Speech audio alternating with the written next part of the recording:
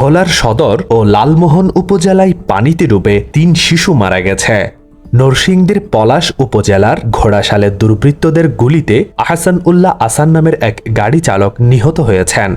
ব্রাহ্মণবাড়িয়ার আখাউড়া উপজেলায় কয়েকজন যুবকের বিরুদ্ধে চুরির অপবাদে ৩ নারীর চুল কেটে নির্যাতনের অভিযোগ পাওয়া গেছে। এই ঘটনায় জড়িত থাকার অভিযোগে আজ সোমবার বেলা ৩:৩০টার দিকে উপজেলার মসজিদপাড়া এলাকা থেকে একজনকে আটক করেছে পুলিশ। তার নাম সুমন দাস।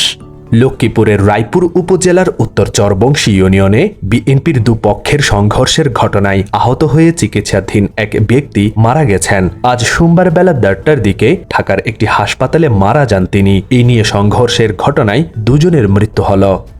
কক্সবাজারের টেকনাফে নিখোঁজের ১০ দিন পর এক ইজি বাইক চালকের বস্তাবন্দি লাশ উদ্ধার করা হয়েছে। আজ সোমবার বেলা ১১টার দিকে নীলা ইউনিয়নের পশ্চিম উলুচামারি আখির বাপের ঘোনা প্যাডান আলীর পাহাড়ের উপরে বস্তাবন্দি অর্ধগলিত লাশটি পাওয়া যায়।